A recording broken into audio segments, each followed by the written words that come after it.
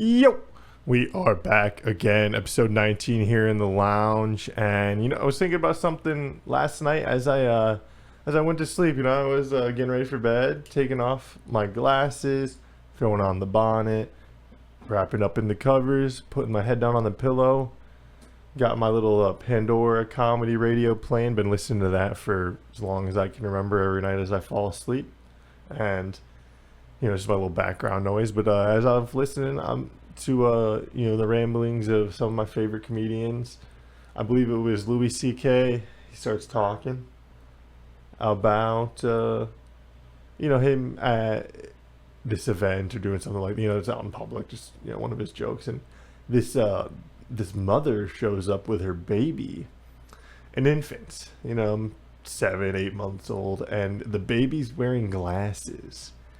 And he was just like so baffled by it. He's like, "What the hell?" He's like, "Your baby has glasses." It's like, "Yeah, he needs it." And it's like, "How do you know?"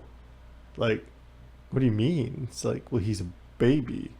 Like, I know I needed or didn't need glasses because when I took the test on the eye chart, they were like, "Kid, what's this letter? And what's this letter? And what's this letter?" Like, this isn't what's like, there's no look who's talking here, you know what I mean? Like, a la John Travolta. There's no way for this baby to communicate, that it can't see. Like, how is it even telling you, like, I can't see that well? How does it even know it doesn't see that well?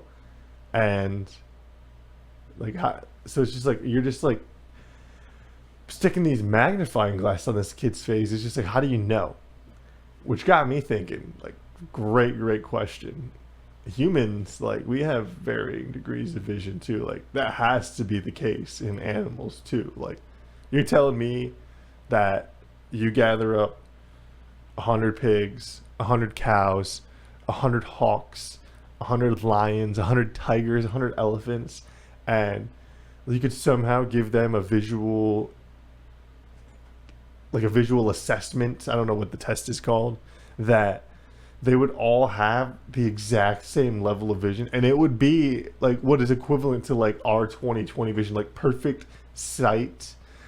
I don't believe that at all. There's no way in hell that that's the case. I mean, there's animals already out there that have varying degrees of vision, comparative to like humans already. Like, and there's other animals that see differently, and like they see infrared and see in different.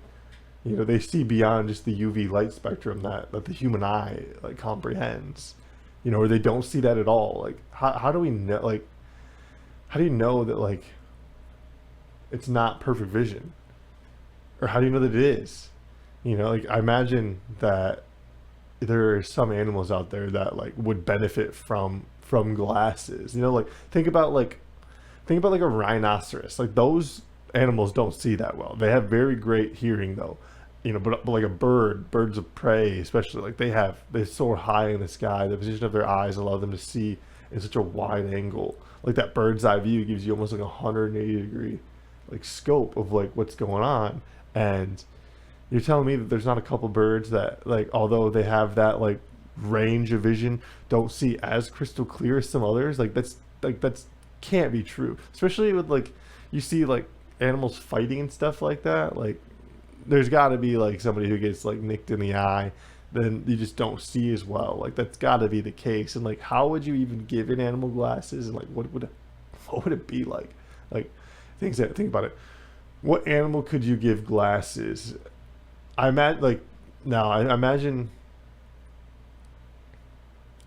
you could maybe train the way that we've trained some apes to learn sign language and stuff like that. I'm sure that's possible for them to comprehend sight, and you could maybe get them to like not put on glasses, but maybe you could create like a windowed lens, you know what I mean, and get them to like look through it more or less. That's what I imagine. Like, you put like like make it like a window, but it's like a corrective lens, and then when they look through it and they look through like a plain window that's just clear glass, they they can see if there's a difference in their vision, although they'd be impossible to see. Like, you'd have to set up like multiple different ones to see how it which one. I don't know how you test that, but it's so interesting. Like, it'd be so cool to talk to animals. Like, all right, I imagine this all the time, and I love asking people this question. Like, imagine like, boom, you get bonked on the head, or like you're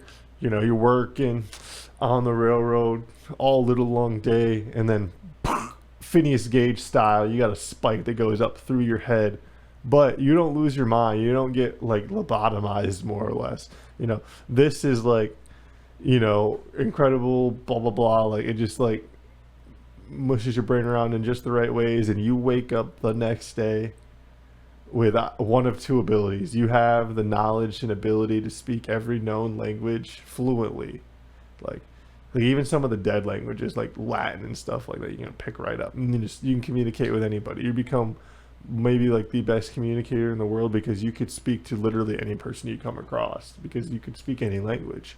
Or would you rather be able to communicate with not just people, of the language that you speak, obviously, or through interpreters, but would you like to expand that level of communication beyond your species into the animal kingdom? And I'd say it's probably a little unfair to say you communicate with all the animals. I feel like that's a little bit like, I could see why you just automatically go with that, because it's like there's so many more animals and stuff like that. But how about like you can communicate with half of the species population? So if there's 1 million zebras in the world, randomly you can communicate with like 500,000 of those zebras. You know what I mean? If you go to a farm, you know what I mean, and there's 100 cows, like you could randomly be able to speak to 50 of them. Like, it's only half, and like they can communicate with each other, and you could pass messages back and forth. But we have to put like some little bit of barrier on there. So, because yeah, that does seem a little OP. But yeah, I mean, speaking every language, speaking to animals, fun question. What would you rather do? I think for me, as cool as the animals would be, I think speaking every language, because the idea of travel just seems so cool, and being able to go so many places. And obviously, yeah, you could talk to the animals too when you go that many places, but I mean, it's really the human experience that you can share and comprehend that would be the what you're what more or less you're experiencing. So outside of that, like, maybe if you were friends with like an outdoor adventureman or a traveler, like, who could like help you tag along, the real kicker would be like finding somebody who has like made the opposite choice of you. Like, say I chose to speak every language, but then there's some young lady who picked she wants to talk to every animal, and then boom, you pair up, and then you can just travel the world, talking to anybody and everything. Like, boom, that's pretty kick ass. So, nonetheless, like, then you could figure out too, like, hey, can animals see? You give them the sight test. You you figure out what you need. Find somebody with the same vision as you. You let them wear your glasses, because I don't know how to fucking make corrective lenses. But hey, that's nonetheless, like, that seems pretty interesting. So,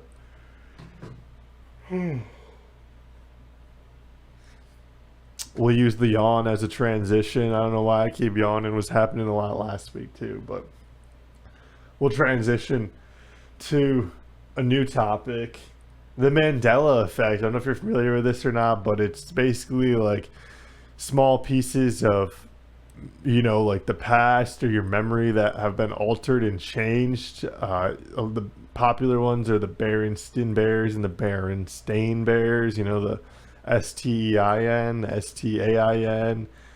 There's memories of like the Fruit of the Loom logo with like with and without the cornucopia and such. So, there's a lot of different like memories and such that people like to try to claim existed and stuff like that. And you know what? I've been thinking about it. I think it was I was watching a video last night about streaming, and how there's like episodes and stuff being banned on platforms and stuff like that. Like, Nathan For You has an episode banned on Paramount Plus. They the Summit Ice episode, Summit Ice, stand for everything, deny nothing, and Paramount Plus is denying you the right to see that episode, and they're also denying you the ability to see a few other episodes of other shows.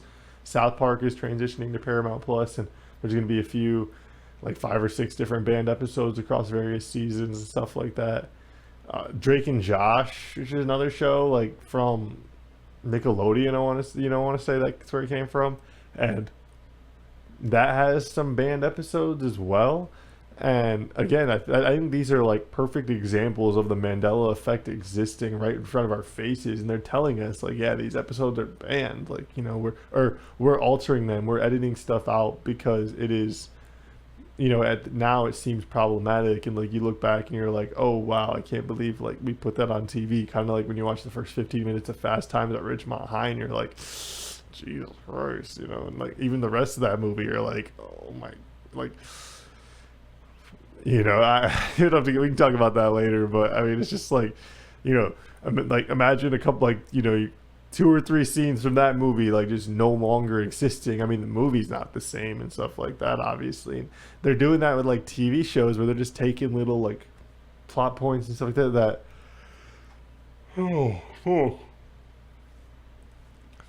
that the distributor is viewing as like problematic and stuff like that. Because these are conglomerates that are like buying the media, or they overall like they owned it because it's under the umbrella of their studios and this and that. And it nonetheless, I think like the censorship of some of these shows is a perfect and prime example of the Mandela effect existing right in front of our faces. And for I think it'd be foolish for us to deny its existence, in other ways, in the ways they try to hide it, when it's become a thing that they just openly in front of our faces are admitting to doing. So I don't know, something I found interesting last night. It was just like I said, there's plenty of videos and stuff like that on YouTube just talking about like the different band media and the reasons for some of the bands and stuff like that. Like some of them are, again, for like more or less like correct, like trying to like correct like problematic imagery and stuff like that or whatnot. But other things are just like more or less just when your mom and dad just said, oh, like it because I said so type deal. And that's just I've never been somebody who just rocked with the because I said so ruling of things. I was like, that's bullshit. So I've fully bought in on the Mandela effect. I agree that it exists, and hopefully not too many of our memories and our past get altered, because I mean, like, you're essentially like rewriting history. And if you don't, it's just, and I feel like that's a lot of what's going on too. Like how much like that I learned like growing up and stuff like that. The portrayal of Christopher Columbus from when I was 5 to when I'm 27 now, and even like 5 to 25, and like the 20-year time frame of like the, I want to say like the rise of Christopher Columbus, but he was just like a stock that was like maybe even just like plateaued and then just dive right off.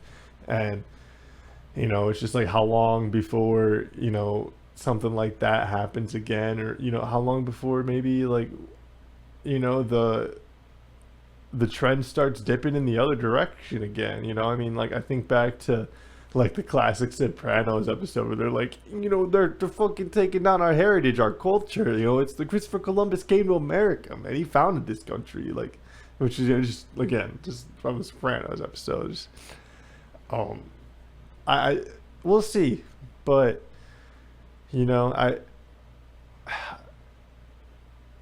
who's in, there's really ultimately like who ends up being in charge of the truth. And this kind of goes back to like when we were talking about like scientists and like who's like they can be wrong about stuff, and like there's like who's really like holding them accountable. And like same thing with other stuff, like what's like at the end of the day, like like you'll look back and you'll blame your teachers and stuff like that, but they're teaching like what they're they're doing what they're told and teaching the curriculum that's being like handed on to them based on what's passed down the ladder from the school board to the state to the federal level and like all the way down. And it's just like these are the people who end up footing the bill for the decisions that are outside of their control. And I don't know, very interesting.